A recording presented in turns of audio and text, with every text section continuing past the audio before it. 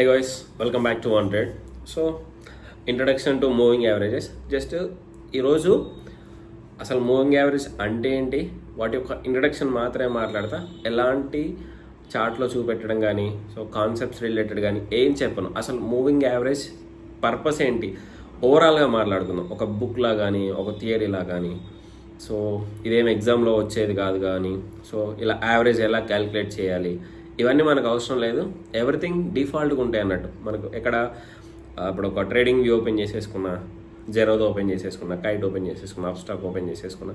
So Kite zero same కదా, అప్స్టాక్ అయినా ఫైర్స్ అయినా ఏదో ఓపెన్ చేసేసుకున్నా కూడా మీకు ఏంటంటే అక్కడ ఇండికేటర్స్కి వెళ్ళేసి మూవింగ్ యావరేజెస్ కొడితే ఆటోమేటిక్గా మనకు వచ్చేస్తాయి అన్నట్టు. సో 2 టైప్స్ ఉంటాయి. అవి సింపుల్ ఉంటుంది, ఇంకోటి ఎక్స్పోనెన్షియల్ ఉంటుంది. మేజర్గా ఎక్స్పోనెన్షియల్ యూజ్ చేస్తాం, కొంచెం రియాక్షన్ అనేది ఎక్కువ ఉంటుంది అన్నట్టు. సో అసలు మూవింగ్ యావరేజెస్ అంటే ఏంటి అంటే, ఫర్ ఎగ్జాంపుల్ ఒక 20 డేస్ మూవింగ్ యావరేజ్ తీసుకున్నాం అనుకోండి. అంటే 20 డేస్ క్లోజింగ్గా లేకపోతే ఓపెనింగ్ ప్రైజా, బట్ యావరేజ్ ఉంటుంది అన్నట్టు. సో ఈ క్యాలిక్యులేట్ చేసుకోవాలంటే అవసరం లేదు.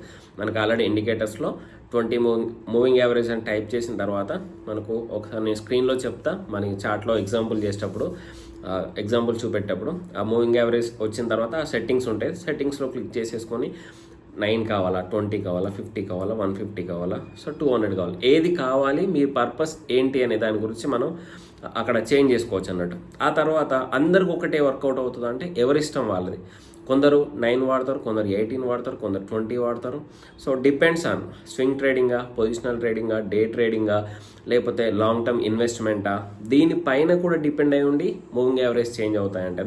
డే ట్రేడింగ్ చేసేవాళ్ళు 9 and 20 వాడతారు. సో స్వింగ్ ట్రేడింగ్ చేసేవాళ్ళు ఏం వాడతారు, ఇవన్నీ మనం మాట్లాడుకుందాం. స్వింగ్ ట్రేడింగ్ చేసేవాళ్ళు 20 and 50 వాడచ్చు. లాంగ్ టర్మ్ యూజ్ చేసేవాళ్ళు 200, 150 వాడుతూ ఉంటాం. సో ఇదేంటంటే డిఫరెంట్ ఇది ఒకరు వాడతారు. సో నెక్స్ట్ నేను 150 వాడే ప్లేస్లో కొందరు 100 వాడతారు, 50 వాడే ప్లేస్లో 30, 40 వాడవచ్చు. ఎవరికి ఏది పర్ఫెక్ట్గా వర్కౌట్ అయితే దాన్ని యూస్ చేస్తారు అన్నట్టు. సో ఇది మూవింగ్ యావరేజ్. అసలు మూవింగ్ యావరేజ్ అంటే ఏం లేదు, ఒక ప్రైజ్ని ఎన్ని డేస్ కావాలి మీకు అనే ప్రైజ్ని, క్లోజింగ్ ప్రైజా, ఓపెనింగ్ ప్రైజా, వాటి యావరేజ్తో రిప్రజెంట్ చేస్తుంది అన్నట్టు ఒక లైన్. సో ఇది మూవింగ్ యావరేజ్, జస్ట్ ఇంట్రడక్షన్. ఆ తర్వాత వీటిని ల్యాగింగ్ ఇండికేటర్ కూడా అంటారు. ఎందుకంటే ఇది మనకు ప్రైజ్ యాక్షన్ లెక్క కరెక్ట్ బాటంలో అవ్వదు. ఈ ప్రైజ్ ఈ మూవింగ్ యావరేజ్ దాటేసిన తర్వాత అప్పుడు మనం ఎంటర్ అవుతూ ఉంటాం. అందుకే వీటిని ల్యాగింగ్ ఇండికేటర్స్ కూడా అంటాం అన్నట్టు. ఆ తర్వాత అసలు మెయిన్ పర్పస్, అసలు మూవింగ్ యావరేజెస్ ఎక్కడ వాడతాం అనేది చాలా ఇంపార్టెంట్. ఎందుకు వాడాలి అనేది కూడా ఇంపార్టెంట్ అన్నట్టు.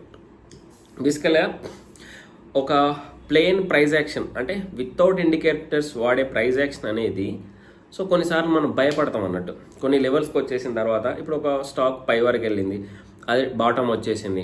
ఆ బాటమ్ నుంచి ఆ ప్రైజ్ యాక్షన్ లెవెల్ నుంచి మళ్ళీ స్టాక్ రివర్స్ అవుతుందా లేకపోతే అదే కంటిన్యూ అవుతుందా అనేది ప్రైజ్ యాక్షన్లో చెప్పడానికి కొంచెం కష్టమైంది. అంటే ఇండికేటర్స్ ఉంటాయి. So like chart Pat 2 single candle chart patterns ఉంటాయి, డబుల్ క్యాండిల్ ఉంటాయి, త్రిబుల్ క్యాండిల్ ఉంటాయి. వీటితో ప్యాటర్న్స్ ఫామ్ అయితే, క్యాండిల్స్ ఫామ్ అయితే, సో దాని నుంచి ప్రైస్ రివర్స్ అవుతుంది, టర్న్ అరౌండ్ అవుతుంది, లేకపోతే ప్రైస్ కంటిన్యూ అవుతుంది అని చెప్పుకోవచ్చు. కానీ కాన్ఫిడెన్స్ అనేది ప్రైస్ యాక్షన్స్తో చాలా వరకు రాదు, భయపడతారు అన్నట్టు. సో ఆ సపోర్ట్ను కూడా బ్రేక్ చేసి కిందికి వెళ్ళే ఛాన్సెస్ ఉంటాయి అని ప్రైస్ యాక్షన్లో భయం ఎక్కువ ఉంటుంది. దాని కొరకే దీనికి కొంచెం యాడ్ ఆన్గా మూవింగ్ యావరేజ్ పెడితే మనలో కాన్ఫిడెన్స్ వస్తుంది అన్నట్టు.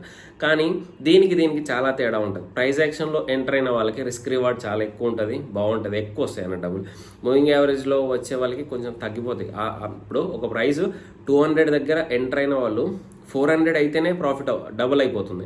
ఈ 200 దగ్గర ప్రైస్ యాక్షన్ వస్తుంది, కానీ మూవింగ్ యావరేజ్ 200 దగ్గర రాదు. 300, 350 వరకు కూడా రావచ్చు అన్నట్టు. అప్పుడు 300, 350 డబుల్ కావాలంటే 700 కావాలి. సో అలా ఉంటుంది. ఓకే, 200 400కి అవుతుంది, 300 600, 350 700.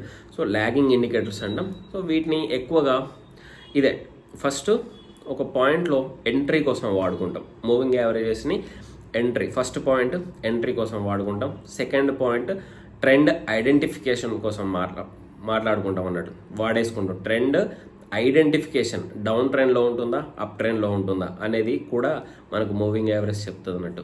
ఆ తర్వాత ట్రెండ్ రివర్సల్ గురించి కూడా చెప్తుంది. కొంచెం కన్సోలిడేషన్ అయిన తర్వాత ట్రెండ్ రివర్సల్ అవుతుందా లేదా అనేది కూడా చెప్తుంది అన్నట్టు. ఓకే, ఆ తర్వాత దీంతోనే ఎగ్జిట్ కూడా ప్లాన్ చేసుకోవచ్చు మనం. ఓకే, ఎగ్జిట్ ప్లాన్ చేసుకోవచ్చు. ట్రైలింగ్ స్టాప్ లాస్ కూడా మూవింగ్ యావరేజ్తోనే వాడతాం. 5 పర్పస్: ఎంట్రీగా వాడుకోవచ్చు, ఎగ్జిట్గా వాడుకోవచ్చు, ట్రెండ్ రివర్సల్ వాడుకోవచ్చు, ట్రెండ్ కంటిన్యూ అవుతుందా లేదా వాడుకోవచ్చు, స్టాప్ లాస్గా కూడా వాడుకోవచ్చు. ఇంతే మూవింగ్ యావరేజ్ అంటే ఇంతే. అంతేగాని నేను బుక్లో చదివినట్టు లేకపోతే మనకు పెద్ద పెద్ద వాళ్ళు చెప్తున్నారు, ఇంకేదో చెప్తున్నారు, ఉండవు. ఇంతే. మూవింగ్ యావరేజ్ అంటేనే దీనికి నీలో కాన్ఫిడెన్స్ క్రియేట్ చేయడానికి స్టాక్ అనేది కంటిన్యూ అవుతుంది, రివర్స్ అవుతుంది అని అర్థం అవ్వడానికి మాత్రమే వాడుకుంటాం మూవింగ్ యావరేజ్. సో మనం ఫర్దర్గా చార్ట్స్ చూస్తూ ఉంటాం. చార్ట్లో కొన్ని ఎగ్జాంపుల్ చూసుకుంటా మనం మూవింగ్ యావరేజ్ అర్థమవుతే మనకేంటంటే బెటర్గా ఉంటుందని నేను అనుకుంటున్నా. సో నేను మ్యాక్స్ ట్రై చేస్తా అర్థమయ్యేలా చెప్పడానికి. ఓకే, అది నేను ఒక లిస్ట్ పెట్టాక టెలిగ్రామ్లో, అది ఎడ్యుకేషన్ పర్పస్లో మాత్రమే పెడుతున్నా. మీరు ఒకసారి దాన్ని చూడండి, ఆ స్టాక్స్ ఎలా మూవ్ అవుతున్నాయి నేను చెప్పిన తర్వాత, మనం డిస్కస్ చేసిన తర్వాత నుండి ఆ స్టాక్స్ ఎలాంటి ప్యాటర్న్ ఫామ్ చేస్తున్నాయి, ఎలా మూవ్ అవుతున్నాయి, అలా మీరు ప్లాన్ చేసేసుకొని చూసుకుంటే ఏంటంటే ఈజీ అవుతుంది. అంతేగాని ఒకరు చెప్పిందే మళ్ళీ చెప్పాలి, వాళ్ళు చెప్తేనే వింటాం అనేది ఉండకూడదు. మీరు నేర్చుకోవాలి, నేర్చుకున్న తర్వాత కంటిన్యూ అవుతూ ఉండాలి. అప్పుడే మనకు మార్కెట్లో కాన్ఫిడెన్స్ వస్తుంది. లేకపోతే మనకు కాన్ఫిడెన్స్ రాదు. చిన్న చిన్న ట్రేడ్స్ తీసుకోవాలి, 1 స్టాక్ 1 క్వాంటిటీతో. అలా తీసుకున్నప్పుడు మాత్రం బెటర్ ఇంప్రూవ్ అవుతాం. అంతే. సో ఇంతే ఉంటుంది మూవింగ్ యావరేజ్ అయితే. అంతే, అంతకు మించి ఏముండదు. కానీ అదే మేజర్ అన్నట్టు, దాన్ని అర్థం చేసుకోవడం చాలా important. Okay, let's finish the video. Thank you. జై హింద్.